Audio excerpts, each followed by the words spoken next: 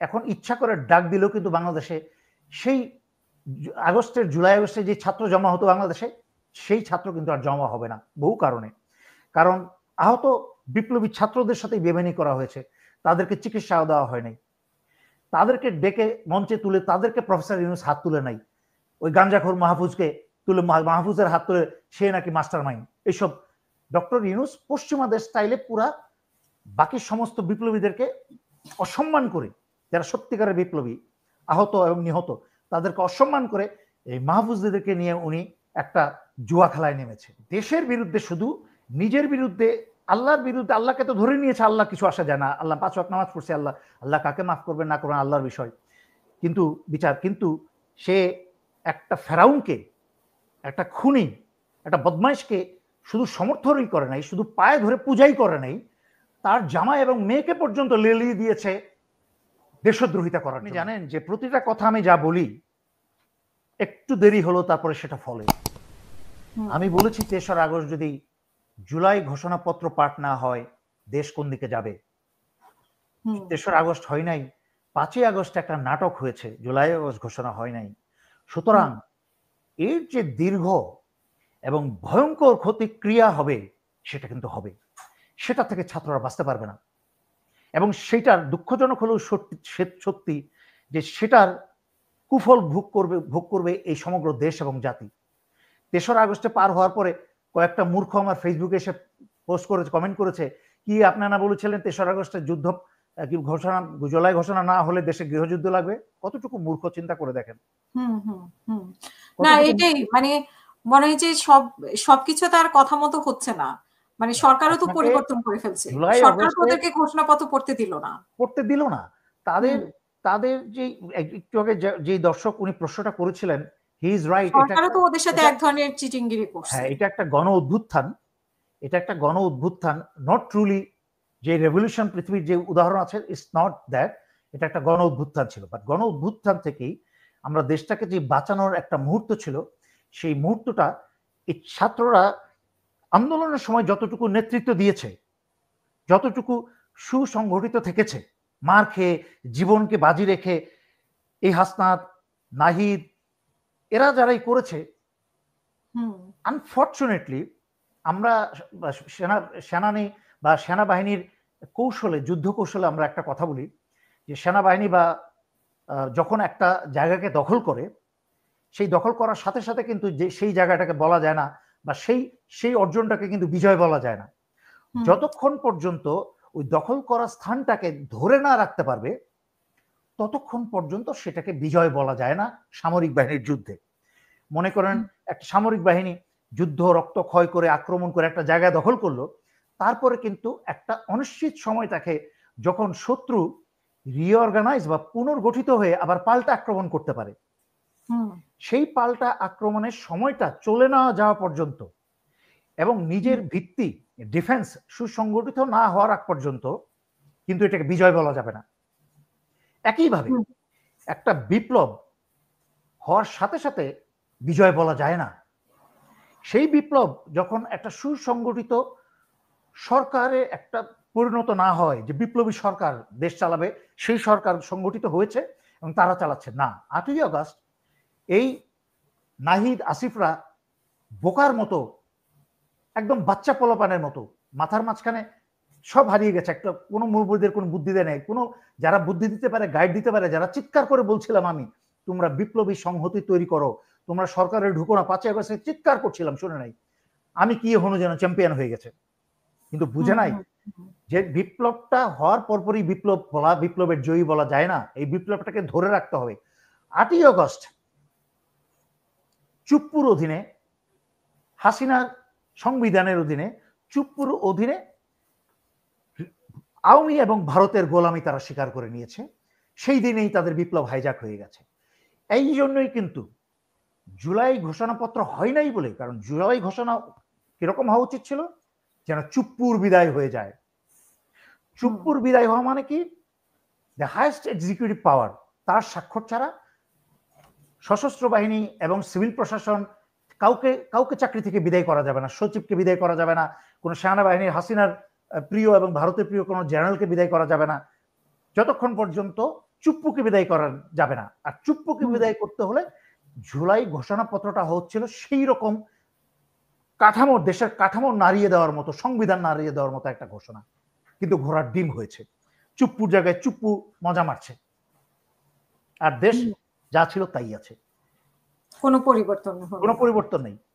কিন্তু এখানে ছাত্ররা যে উদ্যোগ নিয়েছিল সেটা যদি করতো তাহলে অবশ্যই আলটিমেটলি একটা পরিবর্তন আসতো দেশের। ছাত্রদের উদ্দেশ্য ছিল পবিত্র।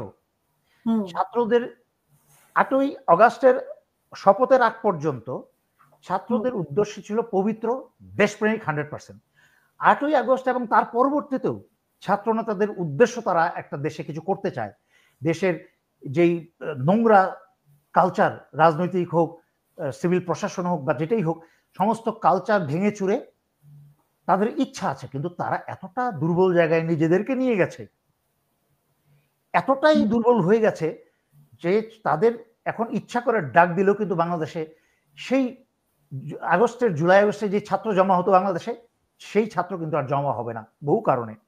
কারণ আহত বিপ্লবী ছাত্রদের সাথে বেমানি করা হয়েছে, তাদেরকে চিকিৎসা দেওয়া হয় নাই, তাদেরকে ডেকে মঞ্চে তুলে তাদেরকে প্রফেসর ইউনূস হাত তুলে নাই, ওই গাঞ্জাখোর মাহফুজকে তুলে, মাহফুজের হাত তুলে সে নাকি মাস্টার মাইন্ড। এইসব ডক্টর ইউনূস পশ্চিমাদের স্টাইলে পুরা বাকি সমস্ত বিপ্লবীদেরকে অসম্মান করে, যারা সত্যিকারের বিপ্লবী আহত এবং নিহত, তাদেরকে অসম্মান করে এই মাহফুজদেরকে নিয়ে উনি একটা জুয়া খেলায় নেমেছে। আমার আরেকটা প্রশ্ন, আপনি নিশ্চয়ই শুনেছেন যে এর আগে, আগস্টের আগে বা আগস্টের মধ্যে আওয়ামী লীগের ট্রেনিং দেওয়ার জন্য একজন মেজরকে অলরেডি তদন্ত করা হচ্ছে, তার ওয়াইফকেও রিমান্ডে নেওয়া হয়েছে, এবং আওয়ামী লীগের বিভিন্ন সংগঠিত হওয়ার জন্য অনেক চেষ্টাও করেছে। তো আপনার কাছে কি মনে হচ্ছে যে এই যে ট্রেনিং দেওয়ার ব্যবস্থা একজন মেজর দিলেন, এর পেছনে কি উনি আছেন বা ওনার ওয়াইফে আছে? এখানে নিশ্চয়ই একটা গ্রুপ কাজ করছে, তো সরকার সেই গ্রুপটা কেন ধরতে পারছে না, বা ধরতে পেরেছে কিনা সেটাও আপনার কাছে একটা প্রশ্ন। আর মেজরের সাথে কারা থাকতে পারে? সেটাই বলছি যে মেজর সাদিককে ধরেছে, দুঃখজনক, অত্যন্ত পরিতাপের বিষয়, দুঃখজনক যে এখন কি বলবো, কান টানলে মাথা আসে, চলে আসে, সুতরাং বলতে হয়। মেজর সাদিক হচ্ছে আমারই কোর্সমেট মেজর জেনারেল জাহাঙ্গীরের মেয়ের জামাই, তার মেয়ে এবং তার জামাতা আমারই ব্যাচমেট, আমারই কোর্সমেট। এবং এদের চরিত্র আমি জানি, এদের চরিত্র বহু পুরনো চরিত্র আমি জানি, এদের চরিত্র কেমন। এটা শুধুমাত্র মেজর সাদিক করে নাই, তার শ্বশুরও এর সাথে জড়িত, জেনারেল জাহাঙ্গীর। জেনারেল জাহাঙ্গীর ছিল শেখ হাসিনার ছায়া। লজ্জার সালাম করেছে, একটা পায়ে ধরে ইউনিফর্ম পরে পায়ে ধরে সালাম করেছে। আমি যাদেরকে লেফটেন্যান্ট কর্নেল আশা করি নাই কোনোদিন, লেফটেন্যান্ট কর্নেল পর্যন্ত র্যাঙ্ক পাওয়া আশা করি নাই, এরা হয়ে গেছে মেজর জেনারেল। সারা বাংলাদেশে তো হাসিনা এভাবেই ধ্বংস করেছে সশস্ত্র বাহিনী, এবং যারা যোগ্য অফিসার তাদেরকে দূরে সরিয়ে অথর্ব এদেরকে। তো তাকে, তার সামনে একদিন আমি 21শে নভেম্বরে হাসিনার, এটা হচ্ছে খুব সম্ভবত 2010-এর 21শে নভেম্বরে, 2010-এর 21শে নভেম্বরে আমি কি বলে ওই সেনাবাহিনীর অনুষ্ঠানে, ক্যান্টো সেনানিবাসের ভিতরে আমি, আমারই কোর্সমেট, সেই ইউনিফর্ম পরা, আমি সিভিল ড্রেসে, আমি কিছুদিন আগেই যুক্তরাষ্ট্র থেকে ফিরেছি, আমরা দুজন গল্প করতে করতে একসাথে হাঁটছি। তো এসএসএফ চেক করছে, আমার পকেট থেকে ফোন নিয়ে গেল, আমি খুব বিরক্ত হলাম, আচ্ছা ফোন দিয়ে দিলাম, জমা দিয়ে দিলাম, ইটস ওকে। এক পর্যায়ে হঠাৎ করে দেখি ওই মাথা খারাপ আলমগীর কয়েকটা 2-3টা সিঁড়ির ধাপ উপরে দাঁড়িয়ে আছে, ওই যে মহিউদ্দিন খালম আলমগীর আর কি। তো মহিউদ্দিন খালম আলমগীর দাঁড়িয়ে আছে, আওয়ামী লীগের স্বরাষ্ট্রমন্ত্রী, এবং এই মেজর জেনারেল জাহাঙ্গীর, তখন লেফটেন্যান্ট কর্নেল জাহাঙ্গীর, সেরেমোনিয়াল ড্রেস পরা, মাথার মাঝখানে হ্যাট এরকম, সে মহিউদ্দিন খালম আলমগীর কয়েকটা সিঁড়ির উপরে কয়েকটা ধাপে দাঁড়ানো, মানে তার থেকে আর উচ্চতায়, সে তার হ্যাটের জন্য মহিউদ্দিন খালম আলমগীরের চেহারা দেখতে পাচ্ছে না, তারপরও যথাসাধ্য চেষ্টা করে ঘাড় যত পিছনে যায়, মাথাটা এরকম করে হাতের সালাম দিয়ে সেলুট দিয়ে দাঁড়িয়ে গেল। ইংলিশ এবং বাংলার কোনো অ্যাকসেন্ট ঠিক নাই তার। সে লিটারালি সেভাবে বলো, আসসালামু আলাইকুম, চিনতে পারছেন স্যার আমাকে, something like that. Most likely he is from যশোরের ভাষায়, আঞ্চলিক ভাষায় যে টান দিয়ে বলো, চিনতে পারছেন স্যার, আমি আপনার সাথে ওই জায়গায় ছিলাম, যশোর ওই জায়গায় ছিলাম, বহুত বোঝানোর চেষ্টা। আমি লজ্জায় আমার লজ্জায় মাথা নিচু হয়ে গেল। আমি আস্তে আস্তে করে ওর থেকে আমি নিজেকে দূরে সরিয়ে নিলাম নিজের ইজ্জত বাঁচানোর জন্য। যে এইভাবে একটা ইউনিফর্ম পরা, একটা সেরেমোনিয়াল ড্রেস পরা একটা সেনাবাহিনীর লেফটেন্যান্ট কর্নেল পদের অফিসার একটা আওয়ামী বদমাইশের একটা মন্ত্রীর সামনে গিয়ে সালাম দিয়ে দাঁড়িয়ে জোর করে চেনানোর চেষ্টা করছে সে কোথায় তার সাথে। সো অবভিয়াসলি এরা পায়ে ধরে সালাম করে পা ধুয়ে পানি খেয়েই এরা হচ্ছে মেজর জেনারেল হয়েছে। শেখ হাসিনা যখন ববিকে নিয়ে এদেরকে নিয়ে ওই ঠেলা গাড়ির উপরে চলে, আমি তাকে তখন দেখেছি সে ইউনিফর্ম পরে দৌড়াচ্ছে।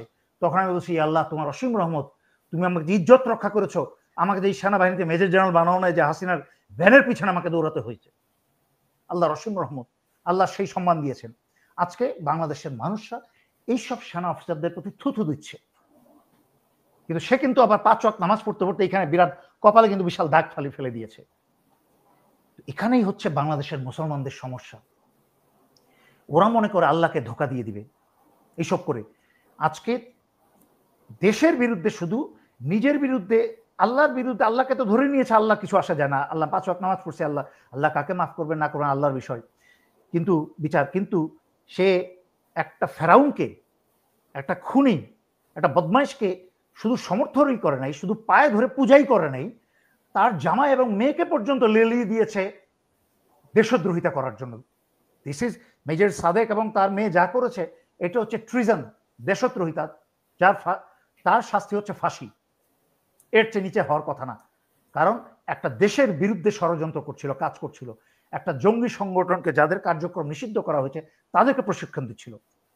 দুঃখজনক হলেও সত্য কথা বলতেই হবে। আমাকে আমার নিজের কোর্সমেট বলে, আমার সাথে কিন্তু এই যে গত 6 বছর ধরে হাসিনার বিরুদ্ধে, 7 বছর ধরে হাসিনার বিরুদ্ধে যুদ্ধ ঘোষণা করেছিলাম, ভয়ে আমার সাথে আমার কোনো কোর্সমেট কিন্তু আমার সাথে মেসেজ পর্যন্ত দেয় নাই। কোনোদিন একটা টেলিফোনে কথা তো বলে দূরের কথা, একটা টেক্সট পর্যন্ত পাঠায় নাই। চোরের মতো পালিয়ে বেরিয়েছে। হাসিনা পালানোর পরে 2-4 জন আমার সাথে যোগাযোগ করে বলেছে, দোস্ত তুই তো আমাদের কোর্সের হিরো। আমি বলছি, মানুষ তো বলে দেশের হিরো, আর তোরা বানাচ্ছিস তোদের কোর্সের হিরো। এইগুলো হচ্ছে এই ক্যারেক্টারের মানুষ সেনাবাহিনীতে যদি থাকে, সেনাবাহিনীর অফিসাররা যদি এইসব ক্যারেক্টারের হয়, আপনি একটা ডিফেন্স ফোর্স শক্তিশালী কি করে পাবেন? হাউ?